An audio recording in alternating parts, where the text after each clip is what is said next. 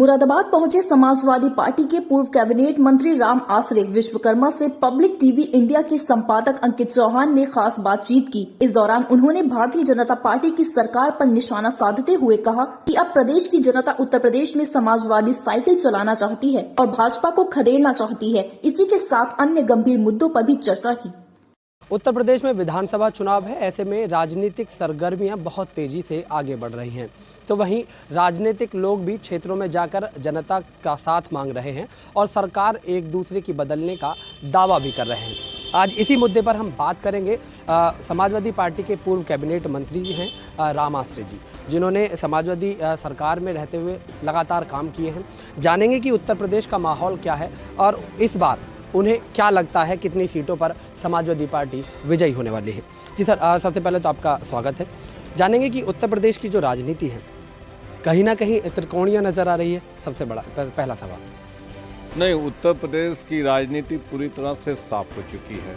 जिस तरह से पश्चिमी उत्तर प्रदेश का चुनाव इसमें पीक पर है, किसान, नौजवान, अगड़ा, पिछड़ा, दलित, अल्पसंख्यक सब लामबंद हो रहे हैं भारतीय जनता पार्टी के खिलाफ। तो सीधे सीधे लड़ाई भारतीय जनता पार्टी और समाजवादी पार्टी के बीच में है और जनता समाजवादी पार्टी और राष्ट्रीय लोकदल के गठबंधन के साथ खड़ी है। किसान खड़ा है, नौजवान खड़ा है, सभी खड़े हैं।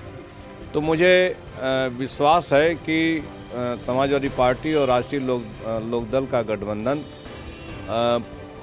3/4 से ज़्यादा सीटें ला करके उत्तर प्रदेश में बहुमत की सरकार बनाएगा।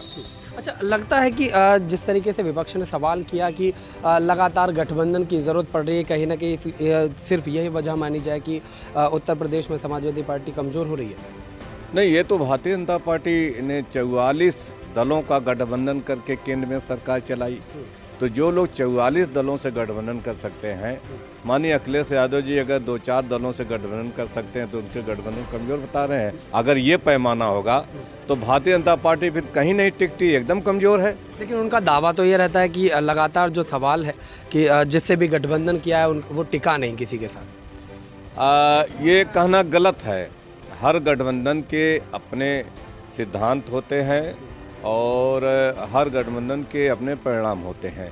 समाजवादी पार्टी ने सभी से अनुभव लिया है और अनुभव लेकर के हमारे राष्ट्रीय अध्यक्ष माननीय श्री अखिलेश यादव जी ने जो ये गठबंधन किया है, ये गठबंधन उत्तर प्रदेश से भारतीय जनता पार्टी का सफाया करेगा और गठबंधन को जिता करके उत्तर प्रदेश में बहुमत की सरकार बनाएगा। माननीय श्री अखिलेश यादव जी को उत्तर प्रदेश का मुख्यमंत्री बनाएगा। लेकिन अगर गठबंधन की बात करें, राष्ट्रीय लोकदल आपके साथ में है, उसके बावजूद भी कितनी सीटें रहीं, ये बड़ा सवाल रहता है कि जहाँ पर सीटों का बंटवारे की बात चल रही थी वहाँ सीटें उन्हें ज़्यादा हासिल नहीं हो पाई। नहीं, ये आपका कहना गलत है। ये राष्ट्रीय अध्यक्ष माननीय श्री अखिलेश यादव जी और राष्ट्रीय लोकदल के राष्ट्रीय अध्यक्ष श्री माननीय जयंत चौधरी जी, दोनों लोग पूरी तरह से प्रचार भी कर रहे हैं, पूरी तरह से संतुष्ट भी हैं गठबंधन। और सभी सीटों पर इस बार जनता वोट देकर, किसान ही वोट देकर के जिताने जा रहा है और भारतीय जनता पार्टी का सुपड़ा साफ करने जा रहा है। कांग्रेस की क्या स्थिति रहने वाली है उत्तर प्रदेश में? लड़ाई उत्तर प्रदेश में केवल समाजवादी पार्टी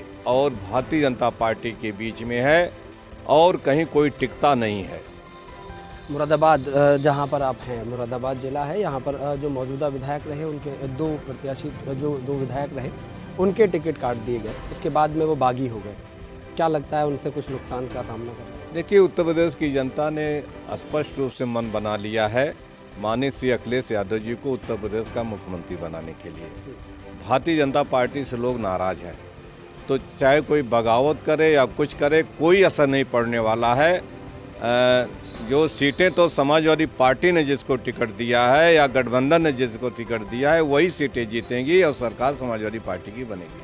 अच्छा, एक सवाल रहता है कि अभी जब भाजपा लगातार जो चुनाव प्रचार कर रही है उसमें गुंडों, माफियाओं की बात करती है, कहती है कि बुलडोजर वाले बाबा अब तो कह दिया गया है। तो क्या लगता है आपको किस तरह की राजनीति? तो भारतीय जनता पार्टी तो सबसे ज़्यादा गुंडों की पार्टी है।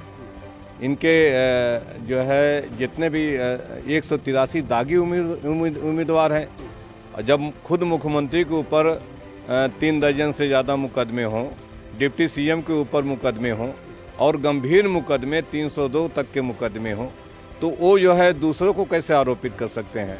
सबसे ज़्यादा आपराधिक छवि वाले नेता हैं तो भारतीय जनता पार्टी में है, इसलिए भारतीय जनता पार्टी अपराधियों की पार्टी है, गुंडों की पार्टी है। दावा है उनका कि पूर्ण बहुमत में हम सरकार बनाने जा रहे हैं। ये अगर पूर्ण बहुमत में सरकार बनाने जा रहे हैं तो उनके विधायक और उनके एमपी ये गांव में कूटे क्यों जा रहे हैं, गांव से भगाए क्यों जा रहे हैं, खदेड़े क्यों जा रहे हैं।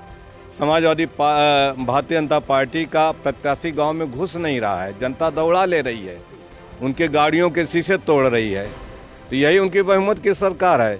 इस बार जनता ने मन बना लिया है, भारतीय जनता पार्टी को सभी सीटों पर हटाएंगे। और जिस तरह से पश्चिम से माहौल है, मुझे लगता है कि 7वें चरण पूर्वांचल तक आते आते भारतीय जनता पार्टी का आएगा और 400 सीटें समाजवादी पार्टी गठबंधन जीत करके प्रचंड बहुमत की सरकार बनाएगी। अच्छा, बाकी जो सीटें बच रही हैं, तीन सीटें किसके हाथ में जाएंगी? अब वो बीजेपी के लोग तय करें, दूसरे लोग तय करें किनको मिलेगा।